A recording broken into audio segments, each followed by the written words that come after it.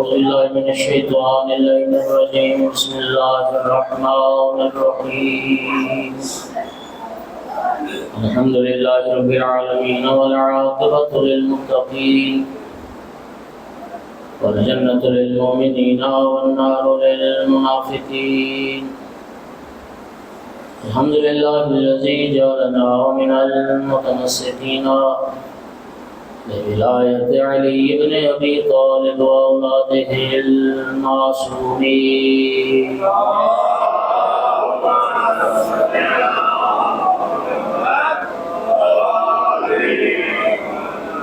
الحمد لله الذي جعلنا من الباقين على سيد الشهداء وأولاده وصحابه المظلومين الصلاة والسلام والتحية والإكرام على رسوله الكريم شفيع المذنبين آنس الغريبين ورحمة للعالمين عني العبد المؤيد الرسول المصدق المحمود الأحمد المصطفى الأمجد أبا القاسم محمد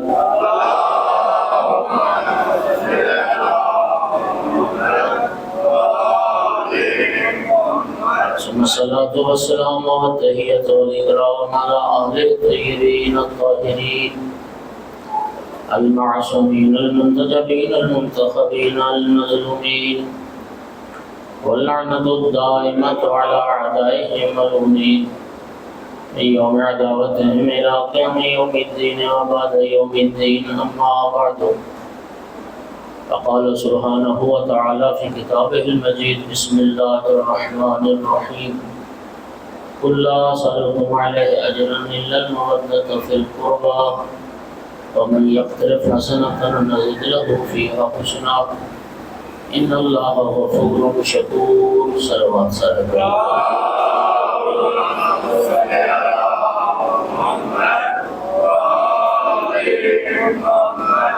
مومنین کرام، ایک مرحوم مغفور کے اصال ثواب کے لیے یہ مجلس منعقد کی گئی۔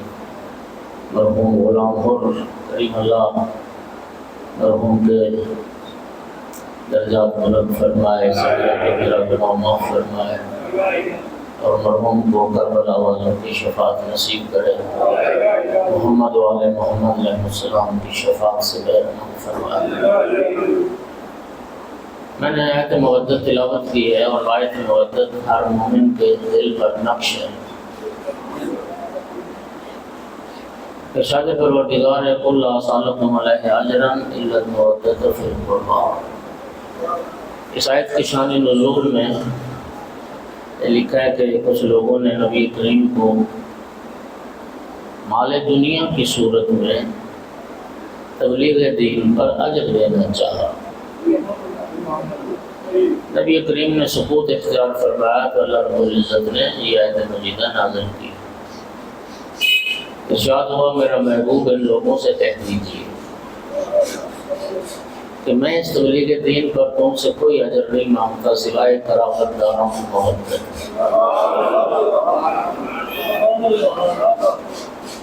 وَمَن يَقْتَرِفْ حَسَنَةً نَزِدْ لَهُ فِيهَا حُسْنًا۔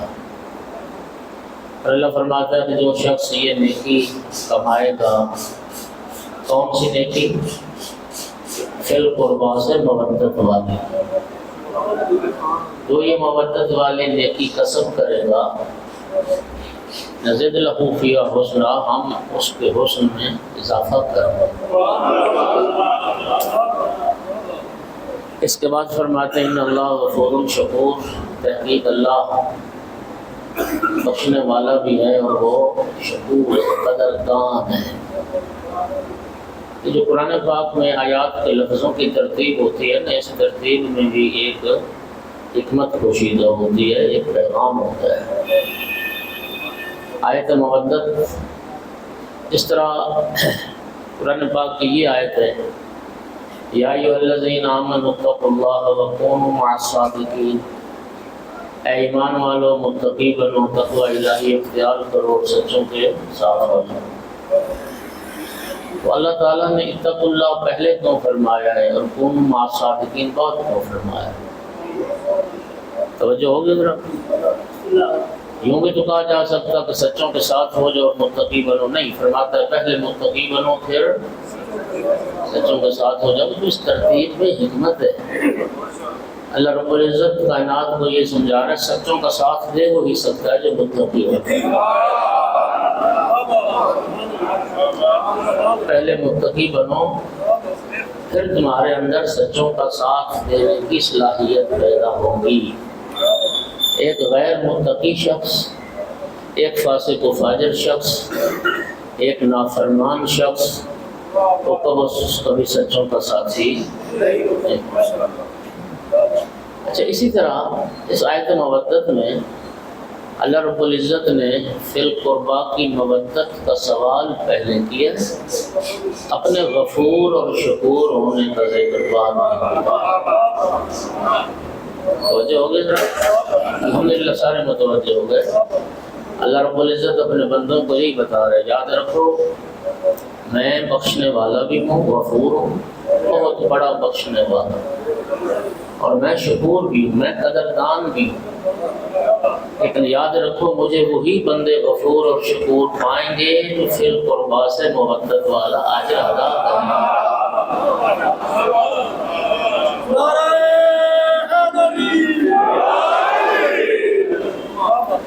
جو فی القربا سے محبت کریں گے وہی اللہ کو غفور بھی پائیں گے، وہی اللہ کو شکور بھی۔ جب یہ آیت مودت نازل ہوئی، صحابہ کرام نے بعض نے سوال کیا۔ ابو سعید خدری نے پوچھا، جابر بن عبداللہ انصاری نے پوچھا، یا رسول اللہ من قرابتک الذین وجبت علینا مودتہم، یا رسول اللہ آپ کے وہ کون سے قرابت دار ہیں جن کی مودت ہم پر واجب کی گئی؟ اچھا، اس روایت سے ایک بات تو ثابت ہو گئی کہ نبی کریم کے حیات مبارکہ میں صحابہ اس آیت سے یہ سمجھ گئے تھے کہ فی القربا سے مودت ہے واجب۔ یہ وجوب ان کو سمجھ میں آ گیا تھا کہ ہے تو واجب۔ سوال یہ کیا کہ من قرابتک الذین واجبت علینا مودتہم، یا رسول اللہ وہ آپ کے کون سے قریبی ہیں جن کی مودت ہم پر واجب کی گئی؟ سرکار نے فرمایا ہم علی و فاطمہ والحسن والحسین۔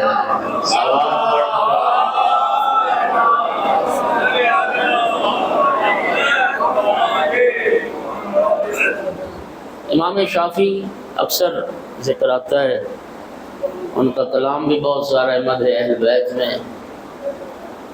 تو امام شافعی کی جو بڑی معروف ربائی ہے، امام شافعی بھی اس میں یہی فرماتے ہیں کہ اہل بیت کی جو مودت ہے اور محبت ہے وہ فرض ہے، وہ واجب ہے۔ اجازت ہو تو میں ربائی ان کی سناتا ہوں۔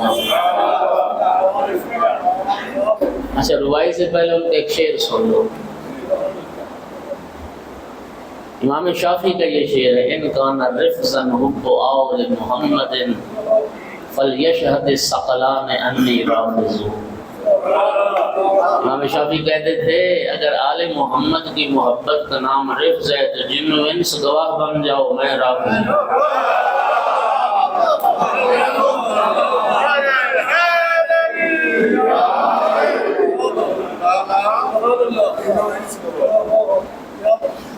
امام شافعی نے کہا تھا یا اہل بیت رسول اللہ حبکم فرض من اللہ فی القرآن انزلہ کفاکم من عظیم القدر انکم من لم یصلی علیکم لا صلاۃ لہ۔ اے اہل بیت رسول، اللہ نے آپ کی محبت کو قرآن میں فریضہ قرار دیا ہے۔ جس قرآن کو اللہ نے نازل کیا اس کتاب منزل میں اے اہل بیت رسول اللہ نے آپ کی محبت کو واجب اور فریضہ قرار دیا۔ کفاکم من عظیم القدر انکم، و اہل بیت رسول آپ کی محبت کے لیے اتنی ساری بات کافی ہے، آپ کی عظمت کے لیے، آپ کے بلند مرتبہ اور شان کے لیے اتنی ساری بات کافی ہے۔ من لم یصلی علیکم لا صلاۃ لہ، جو نماز میں آپ پر درود نہیں پڑھتا اللہ اس کی نماز میں قبول نہیں۔ نعرہ تکبیر، نعرہ رسالت، نعرہ حیدری۔ خوش نصیب لوگوں جو یہ مودت والا فریضہ ادا کرتے ہو۔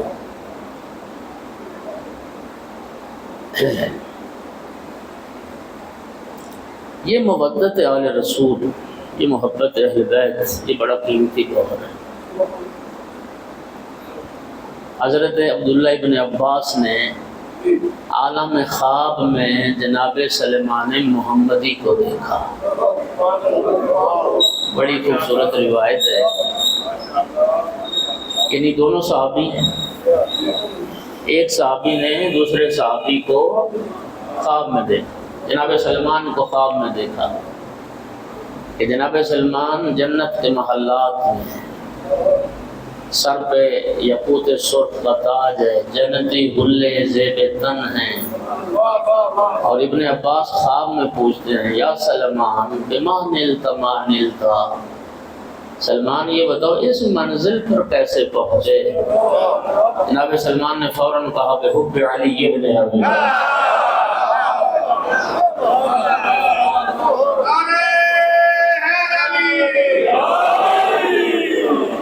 اللہ نے جنت میں یہ بلند مقام مولا علی علیہ السلام کی محبت کے صدقے میں عطا۔ میرے بھائیوں، اس لیے آقا امیر المومنین کا ارشاد گرامی ہے ان احسن الحسنات حبنا واسوأ السیئات بغضنا۔ امیر المومنین فرماتے ہیں دنیا کائنات کی تمام نیکیوں سے بڑھ کر جو نیکی ہے وہ ہم آل رسول کی محبت، اور دنیا کائنات کے گناہوں میں سے سب سے جو بڑا گناہ ہے وہ ہم آل رسول سے بغض رکھتا ہے۔ محبت اہل بیت رسول سے بڑھ کر کائنات میں نیکی کوئی نہیں، اور اہل بیت کے بغض سے بڑھ کر کائنات میں گناہ کوئی نہیں۔ بلکہ اس سے آگے ایک قدم اٹھانے لگا، محبت اہل بیت ایسی نیکی ہے جو نیکیوں کو بھی نیکی بناتی ہے۔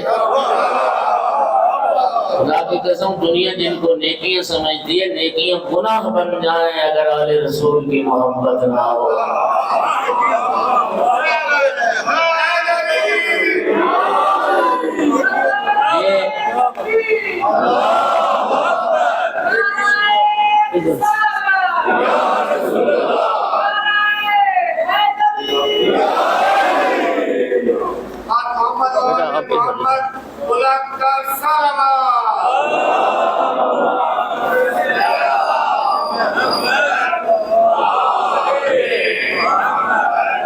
اور یہ جو جملہ میں نے کہا، یہ جملہ میں نے اپنی طرف سے نہیں کہا، اگر پیغمبر اکرم کا فرمان ذیشان میرے پیش نظر نہ ہوتا، میری کیا مجال میں ایسی جرات کروں؟ کیا نبی کریم کی اس حدیث کو اہل سنت کے محدثین نے اپنے منابع حدیثی میں ذکر نہیں کیا؟ کیا شیعہ علماء نے سرکار کی اس حدیث کو اپنی حدیث کی کتابوں میں نہیں لکھا کہ نبی کریم نے فرمایا تھا اگر کسی بندے کی حضرت نوح جتنی زندگی ہو، تھوڑی زندگی نہیں 2500 سال کی زندگی ہو، دن کو روزہ رکھتا ہو، رات کو کھڑے ہو کے نمازیں پڑھتا ہو، احد کے پہاڑ جتنا سونا اللہ کی راہ میں خرچ کر دے، صفا و مروہ کے درمیان سعی کرتا ہوا مظلومیت کی موت مارا جائے، فرمایا یا علی لم یشمکا، یا علی لم یوالک لم یشم رائحۃ الجنہ، اے علی اگر تیری ولا اس کے دل میں نہیں جنت کی خوشبو بھی نہیں۔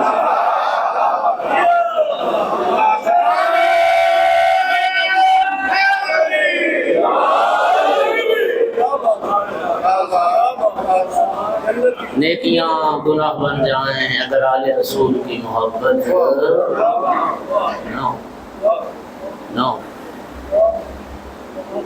اور یاد رکھیے محبت اہل بیت قیامت کے دن اس کا سوال ہونا ہے۔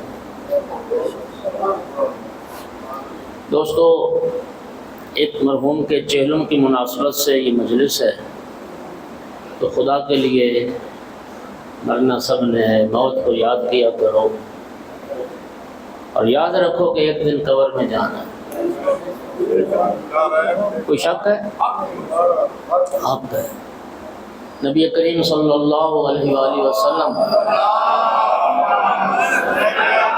ارشاد فرماتے ہیں ان القبر ینادی کل یوم بخمس کلمات، یہ جو قبر ہے نا، قبر یہ ہر انسان کو پکارتی ہے، روزانہ پکارتی ہے۔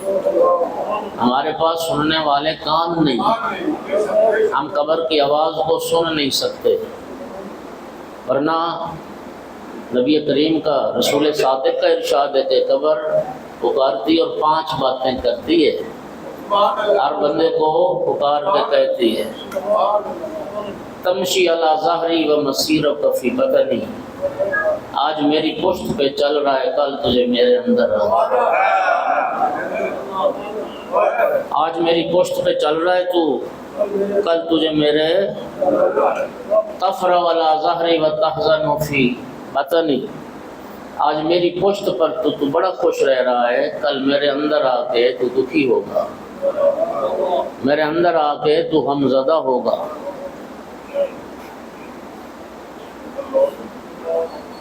تضحک علی ظہری و تبکی فی بطنی، میری پشت پہ رہ کے بڑے کہہ کے مار مار کے ہنستا ہے، کل میرے اندر آئے گا تو روئے گا۔ تذنب علی ظہری و تعذب فی بطنی، میری پشت پر رہ کر نافرمانیاں کرتا ہے، اللہ کے گناہ کرتا ہے، میرے اندر آئے گا تو عذاب اٹھانا پڑے گا۔ تاکل الحرام علی ظہری وتاکل الدیدان وتاکل الدیدان فی بطنی، میری پشت پر رہ کر تو حرام کھاتا ہے، مت بھول کہ میرے اندر آئے گا تو کیڑے تیرا بدن کھائیں گے، کیڑے تجھے کھائیں گے۔ کسی بھی مومن کو اپنی قبر سے غافل، نبی کریم نے فرمایا اول منازل الاخرہ القبر، آخرت کی جو منزلیں ہیں ان میں پہلی منزل قبر ہے۔ پہلی منزل، اگلا جملہ بڑا خوبصورت فرمایا، پہلی منزل قبر ہے، جو اس قبر کی منزل سے نجات پا گیا اگلے مرحلے آسان ہو گئے۔ جو قبر کی منزل سے گزر گیا اگلے مرحلے اس کے لیے، اور جو قبر کی منزل سے نہ گزر سکا تو اگلے مراحل اس کے لیے اور سخت مراحل، اور سخت مراحل۔ اور بندہ مومن جب قبر میں پہنچے گا، ایک صلوات پڑھو ذرا سارے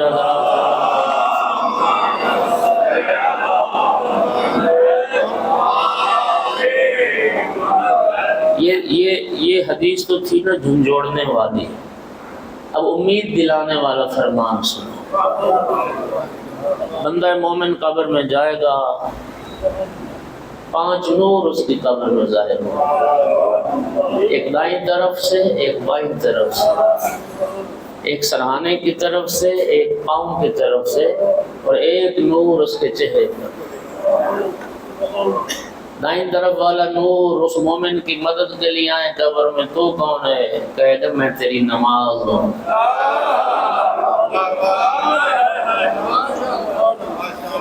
تو نے دنیا میں میری حفاظت کی تھی، میں تیری نماز ہوں۔ اے خدا کے لیے جہلا کی باتوں میں نہ آؤ، جو بدبخت بد نصیب خطبہ نماز ہے وہ کبھی آپ کو نماز کی بات نہیں کرے گا، تو کبھی آپ کو نماز کے پڑھنے کی تلقین نہیں کرے گا۔ نبی کریم کی سیرت کیا تھی؟ ائمہ اطہار کی سیرت کیا تھی؟ چھٹے ایمان شہادت، زہر مل چکی، بستر شہادت پر عزیز و اقربا کو جمع فرمایا، اور فرمایا سنو سارے میرے عزیز و اقربا کو جمع کرو، میں آخری وصیت کر رہا ہوں۔ اور وہ وصیت صرف ان عزیزوں کے لیے نہیں تھی، اقربا کے لیے نہیں تھی، قیامت تک آنے والے ہر شیعہ کے لیے تھی۔ اور یہ امام کی آخری بات تھی بستر شہادت پر، جس کے بعد امام کی روح پرواز کر گئی۔ آقا نے فرمایا لا تنالوا شفاعتنا من استخف بالصلاۃ، جو نماز کو معمولی جانتا ہے، جو نماز کو حقیر سمجھتا ہے، اس کو ہماری شفاعت نصیب ہے۔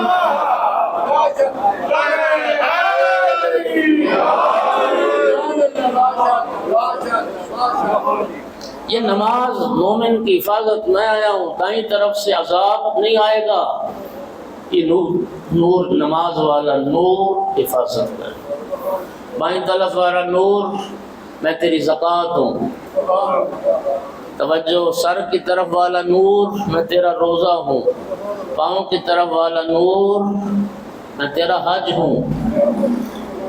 اور جو نور اس کے چہرے کے سامنے ہوگا وہ نور کہے گا انا ولایت آل محمد۔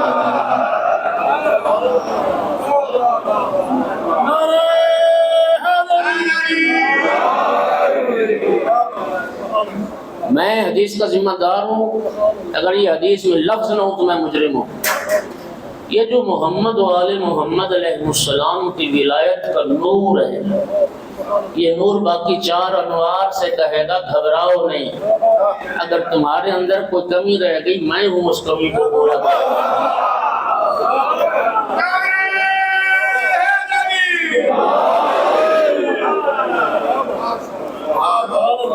اللہ اکبر، خوش نصیب ہو یار، خوش نصیب ہو۔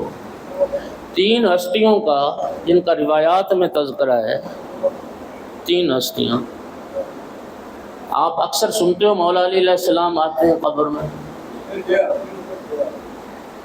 دو چیزیں اور اضافہ کرو، مولا حسین علیہ السلام بھی اپنے ظاہر کی قبر میں تشریف لاتے ہیں، امام رضا علیہ السلام بھی اپنے ظاہر کی قبر میں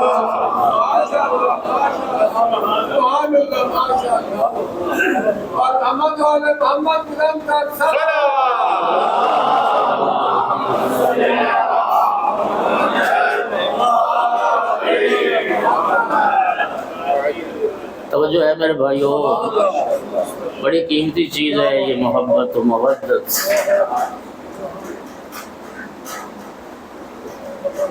اب اگلی حدیث سنیے، اس شیعہ سنی سب محدثین نے لکھا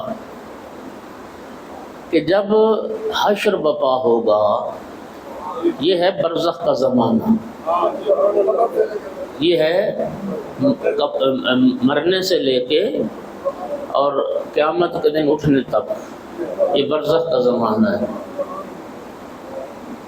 او بھائی پریشان نہ ہو، ان القبر روضۃ من ریاض الجنہ وحفرۃ من حفر النار۔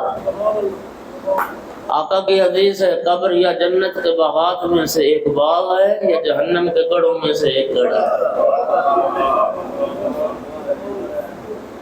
آپ کیا سمجھتے ہیں کہ یہ صدیاں، یہ سینکڑوں سال، یہ ہزاروں سال انسان قبر میں کیسے گزارے گا؟ یقین فرمائی مومن کے لیے یہ ہزاروں سال چشم زدن کی بات۔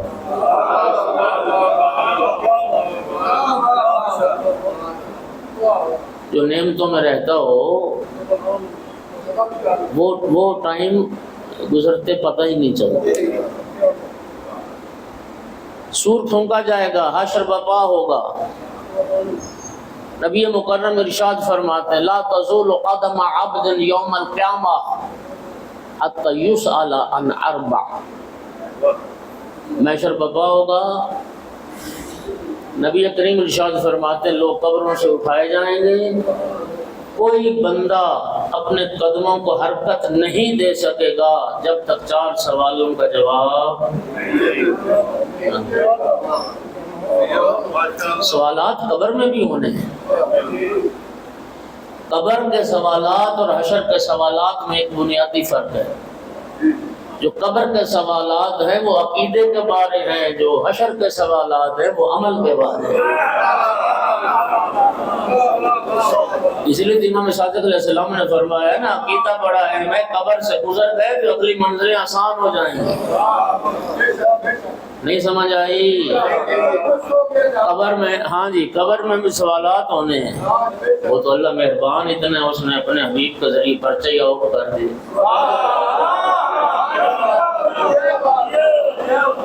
یہ اس کریم کا کرم ہے نا۔ قبر میں جو سوال ہونے ہیں وہ بھی پرچہ بتا دیا، حشر میں جو سوال ہونے ہیں وہ بھی بتا دیا۔ اب اس سے بڑا نالائق اور بد نصیب کوئی ہوتا ہے کہ پرچہ آؤٹ بھی ہو جائے پھر بھی کچھ نہ لکھ سکے۔ اور وہ تو اتنا کریم ہے کہ پرچہ بھی آؤٹ، نقل کی بھی اجازت دی اس نے۔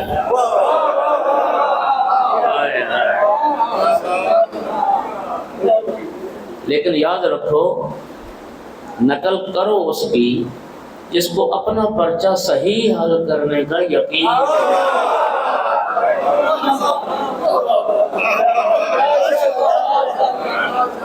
یہ ایسے ہی ہے نا، جس کو اپنا پرچہ، زندگی کا پرچہ اپنا صحیح حل کرنے کا، اور بھائی جس کو 100% اپنا پرچہ صحیح حل کرنے کا یقین ہے اسی کو تو معصوم ہے۔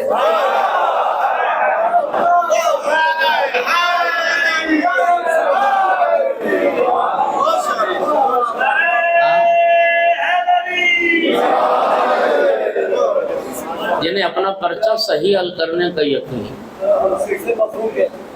ہاں جی، تو جو مرتے وقت حسرت کر رہا ہو کاش میں نے یہ نہ کیا ہوتا، کاش میں نے یہ نہ کیا ہوتا، کاش میں نے یہ نہ کیا ہوتا، کاش میں علی کے مقابلے میں نہ گئی ہوتا، کاش میں نے سیدہ کا حق غصب نہ کیا ہوتا۔ یہ کامیاب یہ نہیں جو یہ کہے ضرب لگنے کے بعد فزت برب الکعبہ۔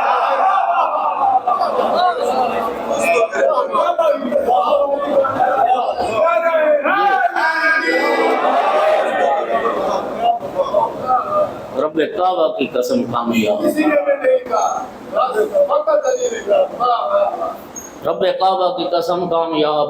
مولا علی نے کہا نا اب شیعہ خوش ہو جانا، خدا کی قسم اس سے بڑی امید دلانے والی اور ہمارے لیے ہمارے دلوں میں مسرت پیدا کرنے والی اس سے بڑی حدیث مبارک ہو ہی نہیں سکتی۔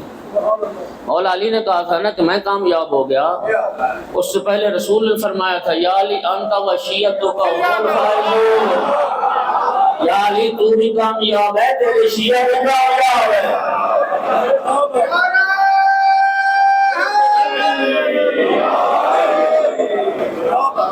یا علی فائزون، وہی فزتو فائزون، ایک ہی باب ہے۔ یا علی تو بھی کامیاب، تیری راہ پر چلنے والے بھی کامیاب۔ مجھے نا ایک اہل علم کا وہ میں نے سنا، ایک لفظ انہوں نے استعمال کیا، وہ مجھے بڑا ہی خوبصورت لگا۔ انہوں نے کہا کچھ لوگوں کا مذہب شیعہ ہوتا ہے، کچھ لوگوں کا پیشہ شیعہ ہوتا ہے۔ پیشے والے شیعہ نہ بنو، مذہب والے شیعہ۔ سلوات تو پڑھ دو سارے حضرات۔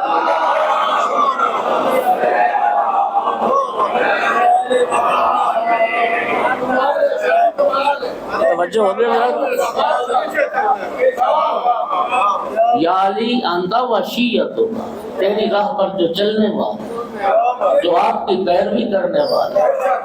اگر مولا علی کامیاب ہیں تو مولا علی کے شیعوں کی کامیابی کا اعلان بھی رسول فرما کے گئے۔ بس خدا کرے ہمارا شمار مولا علی کے شیعوں میں ہو جائے۔ تو میں عرض کر رہا تھا کہ پرچہ آؤٹ ہو گیا۔ پہلے تو میں نے کہا تھا نا کہ اس زندگی کا پرچہ حل کرنے میں نقل کی اجازت ہے۔ اب جملہ اگلا پڑھ کے کہتا ہوں، اجازت نہیں ہے، اللہ کہتا ہے نقل کرو۔ یہ 14 معصوم نمونے میں نے بھیجے، اس لیے ان کی نقل کرتے جاؤ، لکھتے جاؤ، وہ بھی کامیاب، تم بھی کامیاب۔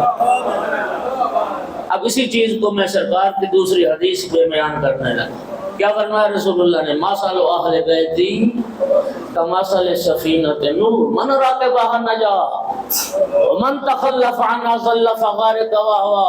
میرے اہل بیت کی مثال کشتی نوح کی طرح ہے، جو سوار ہو گیا نجات پا گیا، جو رہ گیا گمراہ ہو گیا، ڈوب گیا، غرق ہو گیا، ہلاک ہو گیا۔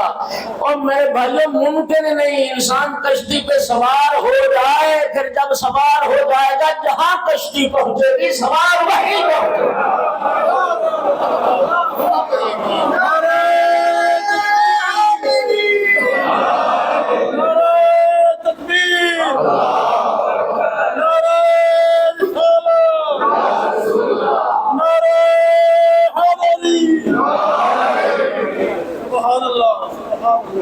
علامہ علی نقی کا یہ جملہ ہے، ذرا یہ بھی سن لیں۔ اچھا آپ کو کبھی کشتی پہ سوار ہونے کا اتفاق ہوا ہے؟ اچھا مجھے بھی ہوا ہے، کئی بار ہوا ہے۔ کشتی کی سواری کا علامہ علی نقی فرماتے ہیں، پتہ ہے معنی کیا ہے؟ کشتی کی سواری کا معنی یہ ہے کہ جب انسان کشتی پہ سوار ہو جاتا ہے پھر اس کی اپنی حرکت کوئی نہیں رہتی، اس کی ہر حرکت کشتی کی حرکت کے تابع ہو جاتی ہے۔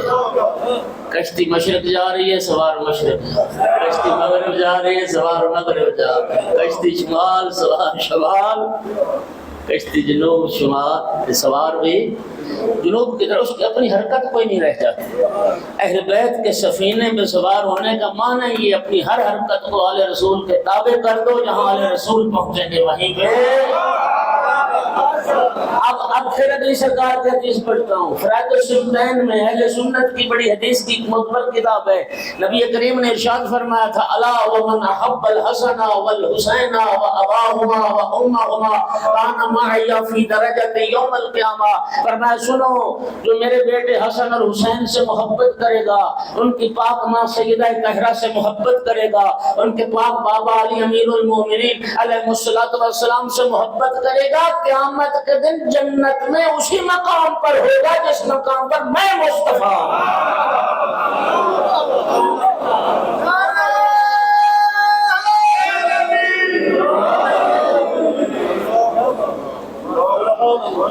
میری آل سے محبت کرنے والا میرے ساتھ ہے۔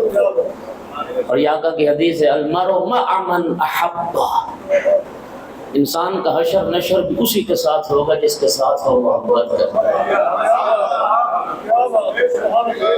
وہ روایت میں کئی بار بہت البتہ عرصہ زیادہ ہو گیا میں بہت پڑھتا تھا یہ حدیث۔ خراسان سے ایک محب آل رسول چلا، مدینے پہنچا، امام محمد باقر علیہ السلام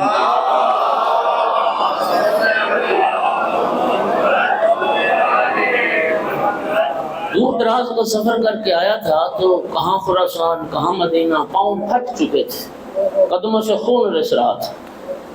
عرض کرتا فرزند رسول، میں کسی دنیاوی غرض کے لیے نہیں آیا، مجھے دنیا کی کوئی غرض یا دنیا کا کوئی طمع لالچ آپ کے پاس نہیں لایا، صرف آپ اہل بیت رسول کی محبت مجھے آپ کے پاس لایا۔ فرزند رسول، میرے دو سوال ہیں۔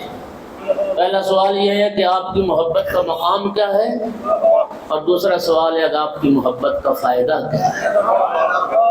امام باقر العلوم نے ارشاد فرمایا، اے خراسانی، جہاں تک ہماری محبت کے مقام کی بات کرتے ہو، هل الدین الا الحب، محبت کے علاوہ دین ہے کیا؟ اگر ہماری محبت کو نکال دو تو دین میں رہ کیا جائے گا؟ رسول اللہ نے فرمایا لِكُلِّ شَيْءٍ أَسَاسٌ وَأَسَاسُ الْإِسْلَامِ حُبِّي وَحُبُّ أَهْلِ بَيْتِي۔ ہر شے کی کوئی نہ کوئی بنیاد ہوتی ہے، دین اسلام کی بنیاد میری اور میرے اہل بیت کی محبت۔ اور جہاں تک دوسرا سوال ہے، تم کہتے ہو کہ ہماری محبت فائدہ کیا دے گی؟ فرمایا واللہ لأحبنا حجر فی حوضہ الدنیا لحشرہ اللہ معنا یوم القیامہ۔ اے خراسانی، خدا کی قسم، اگر دنیا میں کوئی پتھر بھی ہمارے ساتھ محبت کرے گا، اللہ قیامت کے دن اس پتھر کو بھی ہمارے ساتھ معشوق کرے گا۔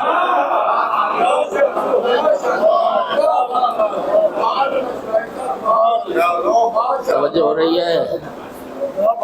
تو حشر میں جو سوال ہونے ہیں، سرکار نے فرمایا کہ 4 سوال ہوں گے۔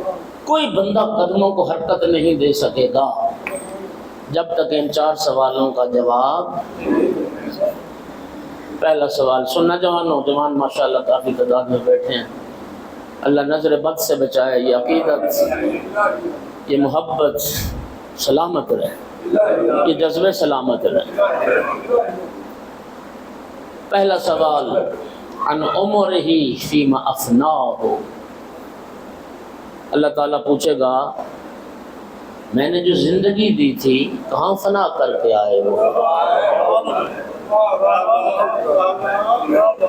او بھائی یہ زندگی نعمت ہے اس اللہ کی، اور نعمت بھی ہے اور اس کریم کی تیرے پاس امانت بھی ہے۔ اس زندگی میں اپنی مرضی سے تصرف نہ کر، اس مالک کی مرضی سے تصرف کر۔ زندگی کا سوال ہونا ہے، زندگی کہاں گزار کے آئے ہو، کیسے گزاری زندگی، معصیت میں، اطاعت میں، حلال میں، حرام میں، عبادت میں، گناہوں میں، زندگی کا سوال۔ دوسرا سوال ان شبابہ فیما ابلاہ، دیکھیے ایک سوال تو زندگی کا ہو گیا، لیکن زندگی میں بچپن، لڑکپن، نوجوانی، جوانی، ڈھیڑ عمری، بڑھاپا سب آتا ہے، لیکن جوانی زندگی کا وہ حصہ ہے جو رب کریم کی خاص نعمت ہے اور خاص عنایت ہے، اس کا الگ سے سوال ہونا ہے۔ ان شبابہ فیما ابلاہ، اللہ پوچھے گا جوانی کو بڑھاپے میں کیسے بدلا، جوانی کو بڑھاپے میں کیسے تبدیل کیا۔ معصیت کرتے کرتے وہ بوڑھے ہو گئے، گناہ کرتے کرتے بوڑھے ہو گئے، بے حیائیاں کرتے کرتے بوڑھے ہو گئے، بڑھاپا پہنچ گیا، جب گناہ کی طاقت ختم ہوگی پھر گناہ چھوڑے، اور جب تک طاقت رہی گناہ پہ گناہ کرتے رہے، معصیت کرتے رہے۔ ان شبابہ فیما ابلاہ، جوانی کا سوال ہونا، جوانی، جوانوں جوانی کی حفاظت کرو، جوانی اللہ کی نعمت ہے، جوانی کے بارے میں پوچھا جائے۔ مولا امیر المومنین علیہ السلام کا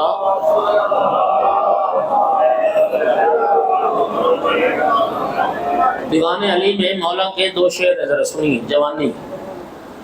شیان لو بقتت دماہ علیہما عینای حتی توزن بزحابی لم یبلغ المعشار من حقہما فقد الشباب وفرقت الاحباب۔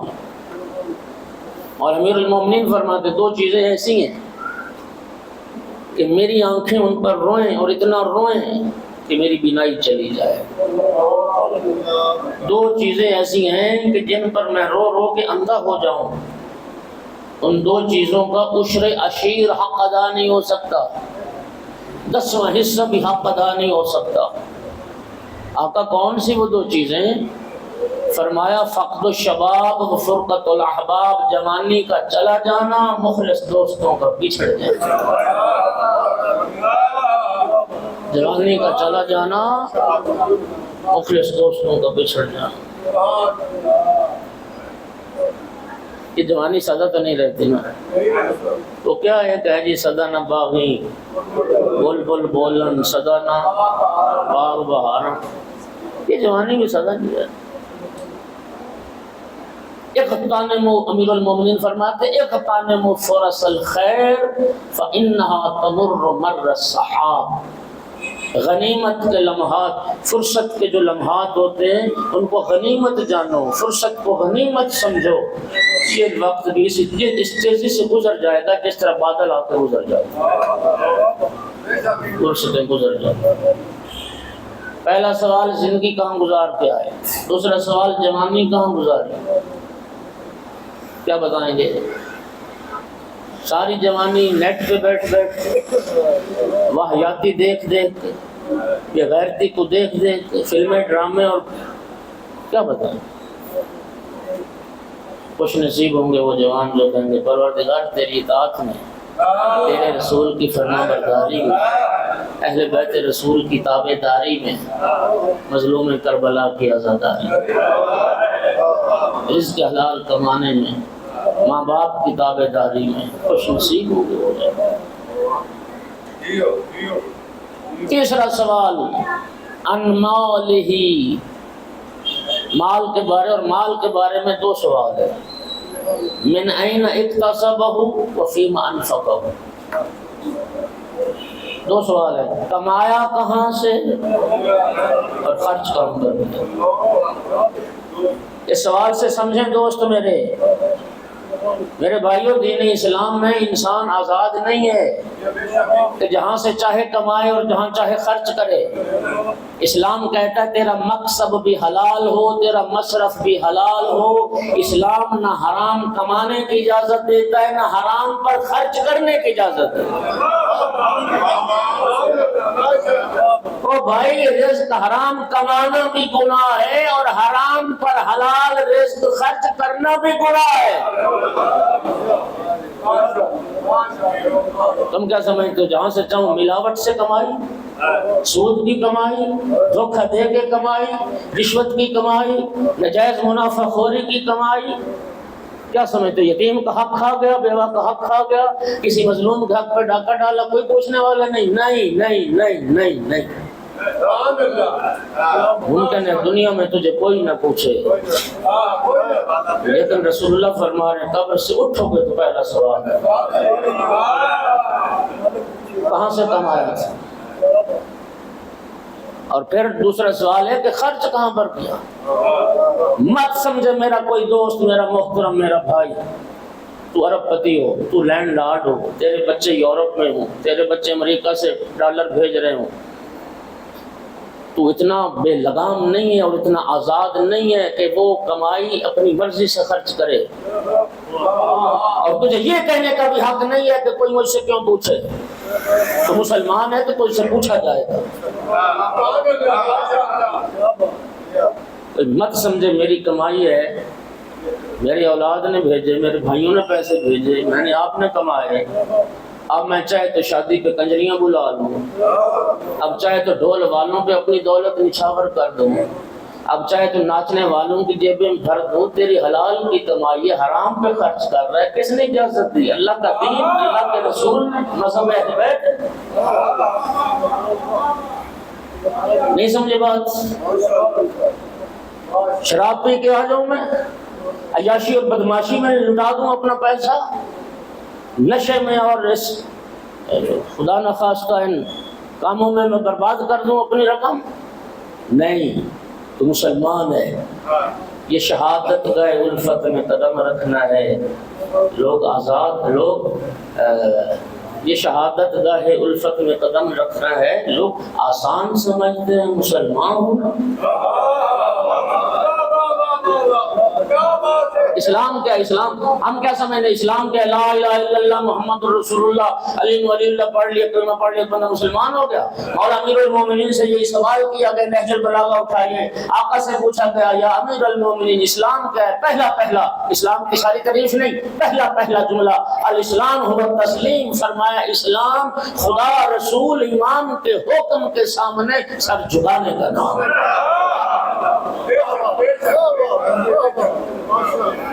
اسلام اپنی منمانی نہیں، خدا و رسول کا حکم، امام وقت کا حکم، آل رسول کی تابع داری، اس کو اسلام کہتے۔ کتنے سوال ہو گئے ہیں؟ زندگی کا، جوانی کا، مال کے بارے، اور مال کے دو سوال، کمایا کہاں سے، خرچ کہاں پر کیا، اور چوتھا سوال رسول اللہ فرماتے ہیں ان حبنا اہل البیت۔ بندہ اپنے قدموں کو حرکت نہ دے سکے گا جب تک یہ نہ بتا لے کہ آل رسول سے محبت بھی کرتا تھا یا نہیں کرتا تھا۔ حسینیت زندہ باد، حسینیت زندہ باد، حبیبیت زندہ باد، میاں دشمنات کے لعنت بے شمار۔ نعرہ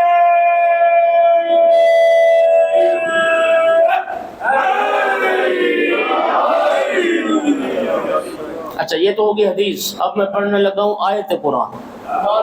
اللہ رب العزت قرآن مجید میں ارشاد فرماتا ہے وَلَا تُسْأَلُنَّ يَوْمَئِذٍ عَنِ النَّعِيمِ.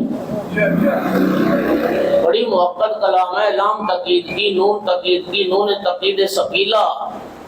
اللہ فرماتا ہے یاد رکھو ضرور بر ضرور اور حتماً یقیناً تم سے ایک مخصوص نعمت کے بارے میں پوچھا جائے گا. چلو یار اس دنیا میں غور تو کر لو. یہ قرآن میں آیت موجود ہے، گھر گھر میں قرآن پڑھا ہے. اللہ جو فرما رہا ہے ضرور پوچھا جائے گا. تو ظاہر سی بات ہے کہ ہر مسلمان کے ذہن میں سوال پیدا ہوتا ہونا چاہیے کہ وہ نعمت کیا ہے جس کا پوچھا جائے گا. نعمان بن ثابت کا سامنا ہوا امام صادق علیہ السلام سے. ہاں جی، امام نے فرمایا کہ تیرے بارے میں مجھ تک خبر پہنچی ہے. اس آیت قرآنی میں تو نعیم کا معنی کیا کرتا ہے؟ تو کون سی نعمت ہے جس کا سوال ہونا ہے قیامت کے دن؟ کہتا ہے جی گرمیوں میں ٹھنڈا پانی اور بھوک میں کھانا. کھانے اور پینے کا سوال ہوگا. اچھا، امام علیہ السلام نے فرمایا اگر واقعاً ایسا ہوا تو اے نعمان کیا تو ایک ایک گھونٹ پانی اور ایک ایک لقمہ کھانے کا حساب دے پائے؟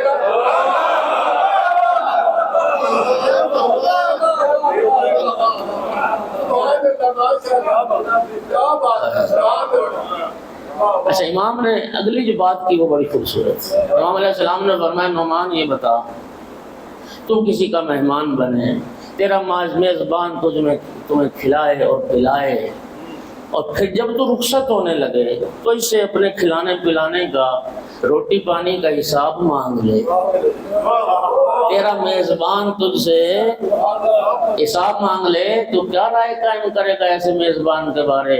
فرزند رسول وہ تو بڑا بخیل انسان ہوگا جو مہمان کو کھلا پلا کے حساب مانگے. فرمایا تو خدا کو بخیل سمجھتا ہے.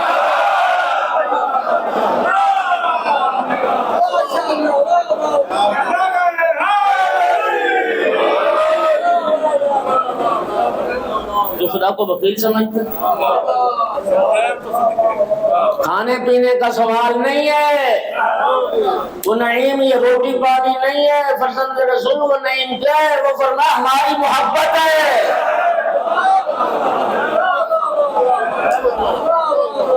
وہ آل رسول کی محبت ہے جس کا سوال ہونا. ایک آیت اور پڑھتا ہوں اور دو جملے ذکر مصیبت کے. پھر اللہ اسی قرآن میں فرماتا ہے وَقِفُوهُمْ أَنَّهُمْ مَسْئُولُونَ. چلیں گے لوگ جنت کی طرف. رب فرمائے گا ملائکہ روکو. وَقِفُوهُمْ ان کو روک لو، ٹھہراؤ ان کو. أَنَّهُمْ مَسْئُولُونَ ابھی ان سے سوال ہونا ہے. ایک سوال تو بھی پوچھا جانا ہے. خدا کی قسم سچی روایت معصوم فرماتے ہیں وہ کس چیز کا سوال ہونا ہے؟ فرمایا انہم مسئولون عن ولایت علی بن ابی طالب.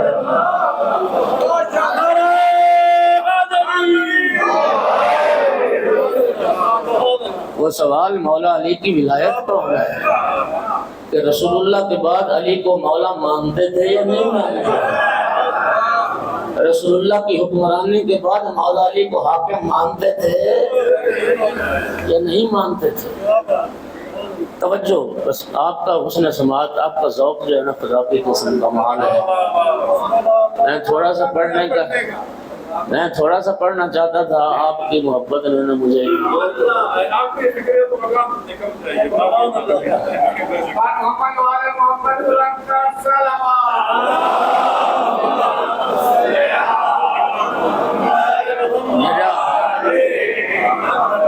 مجھے نا اس بات کا اعتراف کرنے میں کوئی عار نہیں ہے.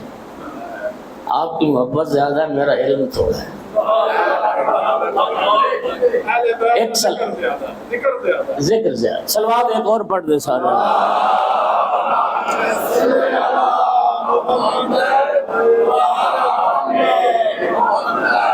ولایت علی.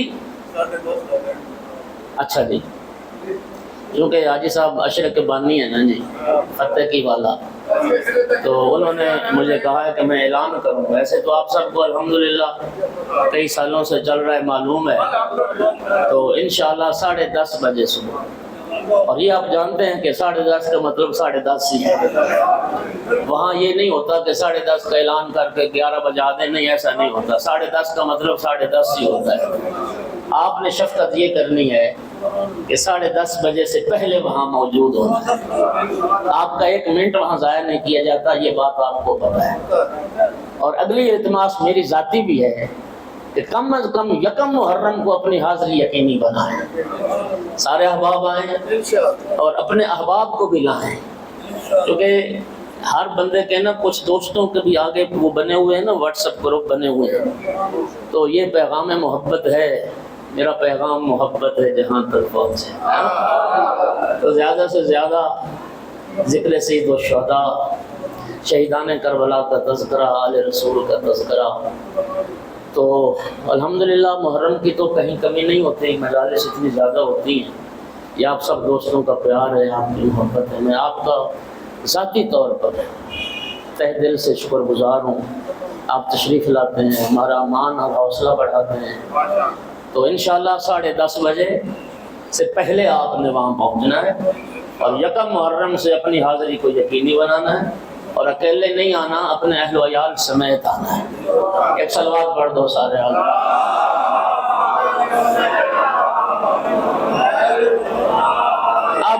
اب اس ولایت کی ایک حدیث سرکار کی سن لو، اور میں دامن بیان سمیٹ رہا ہوں. اس ولایت کا صلہ کیا چاہو گے؟ نبی کریم کا ارشاد ہے، حدیث کا میں ذمہ دار ہوں. من احب ان یحیا حیاتا تشبہ حیات الانبیاء وان یموت میتتا تشبہ میتۃ الشہداء وان یسکن الجنان التی غرسها الرحمن. آقا فرماتے ہیں جو بندہ 3 کام چاہتا ہے، ان یحیا حیاتا تشبہ حیات الانبیاء، جو چاہتا ہے اس کی زندگی ویسے گزرے جیسے انبیاء کی زندگی، ایموت میتۃ تشبہ میتۃ الشہداء، جو چاہتا ہے اس کو موت ویسے ہے جو شہیدوں کی موت ہے، وَإِن يَسْكُنَ الْجِنَانَ الَّتِي غَرَسَهَا الرَّحْمَٰنُ، اور جو چاہتا ہے کہ گھر اس جنت میں بن جائے جو جنت رحمان نے خلق کی. رسول اللہ فرمایا جو 3 کام چاہتا ہے، انبیاء جیسی زندگی، شہداء جیسی موت، اور جنت میں گھر، کیا کرے؟ وَلْيَتَوَلَّ عَلِيَّ بْنَ أَبِي طَالِبٍ وَأَوْلَادَهُ مِن بَعْدِهِ، میرے بعد علی کی ولایت کا قائل ہو جائے، اور علی کے بعد علی کی اولاد کی ولایت کا کلمہ پڑھ لے.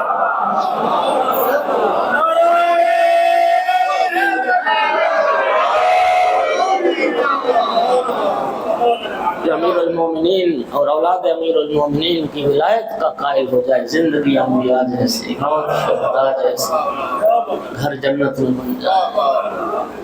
اللہ ہمارے مرحوم بھائی غلام حر کو محمد والے محمد کا جوار عطا فرمائے. عزادار تھے، بڑے عزادار تھے، حاجی بھی، زوار بھی، عزادار بھی، شب زندہ دار بھی، آل رسول کا حقدار بھی. مجھے نا چہرہ ان کو بڑا اچھی طرح یاد، مجالس کی زینت ہوتے تھے. خدا بند عالم شہیدان کربلا کا جوار عطا فرمائے. بس لمبا چوڑا مصائب نہیں، 2 جملے ذکر مصیبت کا عرض کروں گا. عزادارو، جب اختتام ہوا نا جنگ خیبر کا، جانتے ہو کہ یہودیوں کے ساتھ جنگ تھی، اور خیبر میں جو یہودی تھے ان کا سردار تھا ہوئی بن اخطب. خیبر میں جتنے یہودی تھے، پہلوان، مرب، انتر حارث، یہ سارے مولا علی کے ہاتھوں واصل جہنم ہوئے. اور البتہ میں عرض کروں کہ یہ صرف 3-4 یہودی نہیں، 950 یہودی قتل ہوا خیبر میں. امیر المومنین خیبر کے فاتح ہوئے، خیبر فتح ہو گئے. یہودی عورتیں قید کر لی گئی، کنیزیں بنا لی گئی. ان یہودی عورتوں میں اسی سردار حیی بن اخطب کی بیٹی تھی صفیہ، جو بعد میں ام المومنین صفیہ بنی. جنہیں نبی کریم نے اپنی زوجیت کا شرف عطا کیا، 17 سال اس کی عمر تھی، یہودیوں کی شہزادی تھی۔ جناب بلال حبشی نے یہودی عورتوں کو قید کر کے رسول اللہ کے پاس لائے۔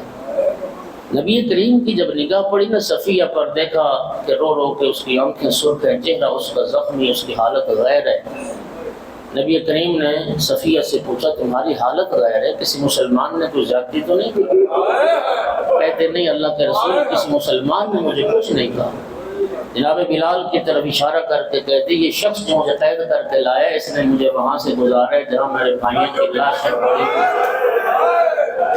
پہلے جب بھائیوں کی لاشیں دیکھی تو مجھ سے برداشت نہ ہوا، میں نے گریہ کیا، میں نے منہ میں ماتم کیا، میں نے چہرے کو خراشا، اس لیے میری حالت ہوئی، لفظوں کا ذمہ دار ہوں۔ نبی کریم نے ناراحت ہو کر فرمایا بلال کو بھی بہنوں کو بھی بھائیوں کی لاشوں پر سے تو کسی اور راستے سے لاتا۔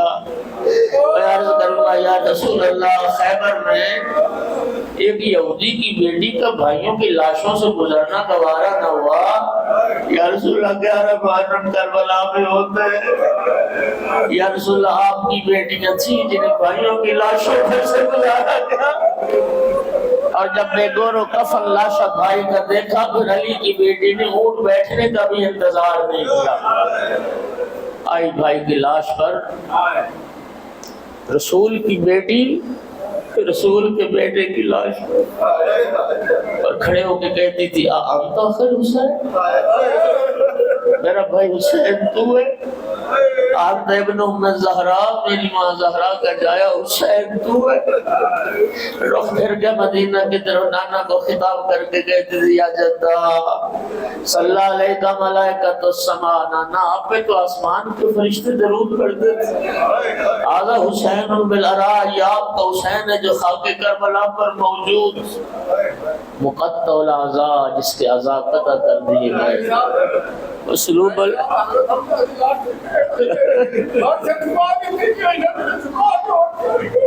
الامامت والردا، جس کا لباس بھی لوٹ کے لے گئے۔ پھر دو درد برے بہن کی، یا جدہ ذریتک مقتلہ و نسلک ضائع، نانا آپ کی نسل کو بے دردی سے قتل کر دیا، آپ کی اولاد کو برباد کر دیا گیا۔ یا جدہ بناتوں کا سبایا، نانا دیکھ تیری بیٹیوں کے ہاتھوں میں رسیاں پہنا، تیری بیٹیوں کے ہاتھوں میں رسن پہنا دی۔ الا لعنت اللہ علی القوم الظالمین وسیعلم الذین ظلموا ای منقلب ینقلبون۔ کریم مالک بحق محمد و آل محمد۔